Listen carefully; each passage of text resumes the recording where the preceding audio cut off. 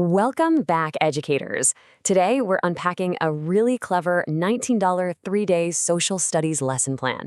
It's called The Collapse. And this isn't just another worksheet. It's a mini mission. It's specifically designed to transform your seventh graders from passive readers into an active, critical history review team.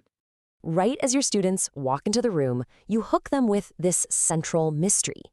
Why exactly did the ancient, once mighty city of Maradin fall? It's a fantastic question that just naturally invites intrigue, setting the perfect stage for them to flex those investigative skills. Here's our roadmap for this curriculum. We'll start with the myth of Maradin, move into day 1, testing the legend, then day 2, uncovering the evidence, day 3, writing the explanation, and finally, differentiation and assessment. All right, part 1, the myth of Maradin. So we've all seen this common pedagogical hurdle, right? Students almost always default to believing a single dramatic cause for a massive historical event. I mean, it's just human nature to crave a simple blockbuster-style story. Well, this curriculum solves that head-on. It uses a targeted 3-day mini-mission built around the patient's framework to shift them away from those overly dramatic myths. It gets them doing actual historical analysis, teaching them that carefully weighed evidence absolutely beats a simplistic narrative every time. Moving on to part 2, day 1, testing the legend. So how does this actually play out in your classroom? Right away, your students are hit with a stark visual contrast in evidence. On one hand, they get this thrilling, cinematic story of a surprise Persian invasion taken from a poem written 2 centuries later. But on the other hand, they look at hard, undeniable city records showing Maradin's population had already dropped by half, a full 30 years before the invasion even happened. Obviously, something just doesn't add up. And that's the crucial aha moment. The students realize the exciting story they've been told is fundamentally flawed. I mean, if a city has been shrinking for 3 decades, they were clearly in deep trouble long before any foreign army showed up. They're learning firsthand that the most exciting story isn't automatically the true one. Which brings us to part 3, day 2, uncovering the evidence.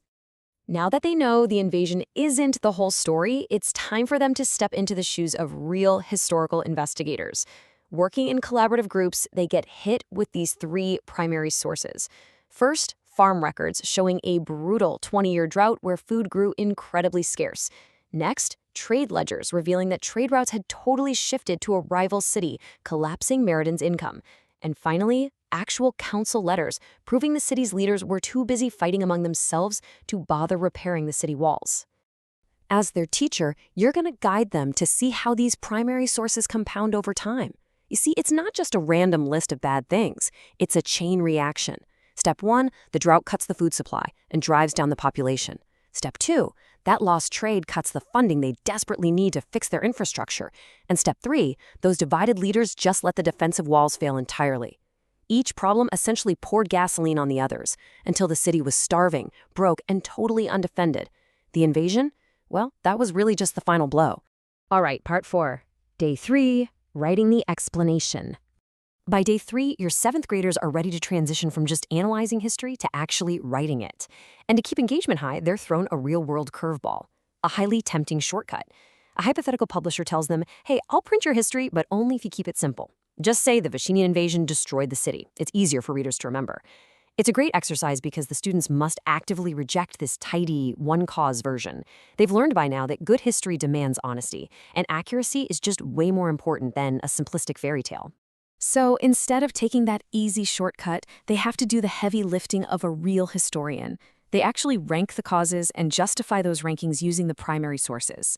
They learn to prioritize the long-building, systemic issues first, like the massive drought and the economic collapse, and correctly categorize the invasion as just the final trigger for a city already on the brink.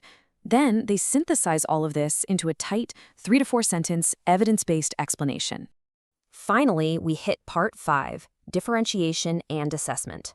Let's talk about the practical materials for a second, specifically how this lesson supports every single learner in your room. The download actually includes scaffolded versions of the student pages. These are absolutely fantastic because they provide structural support like source comparison charts and sentence frames, but they ensure the actual historical reasoning, the real analytical heavy lifting, stays entirely with the student. And here's exactly what you'll be assessing using the included rubric. Notice right away that you are not greeting whether they can blindly name one single correct cause. Instead, you're greeting their historical process. Are they evaluating primary versus secondary sources? Can they identify multiple, interacting causes? Do they demonstrate causal reasoning over time? And ultimately, do they provide a verdict that is genuinely backed by the evidence? The whole 3-day mission wraps up with this really powerful capstone reflection. It asks them point blank to explain why evidence matters more than drama. And for you, as the educator, this gives you clear, undeniable written proof from every single student that they truly understand how real historical causation works. It hits those C3 framework standards perfectly. So, as you start planning your next unit on historical causation, really consider this approach. Are we just teaching them a timeline of dramatic stories, or are we handing them the magnifying glass? Because by challenging your students to drop the simple myths and uncover the fascinating, interacting realities of the past, you aren't just teaching history, you are literally equipping them with the critical thinking skills they desperately need to navigate the complexities of our world today. Something to think about.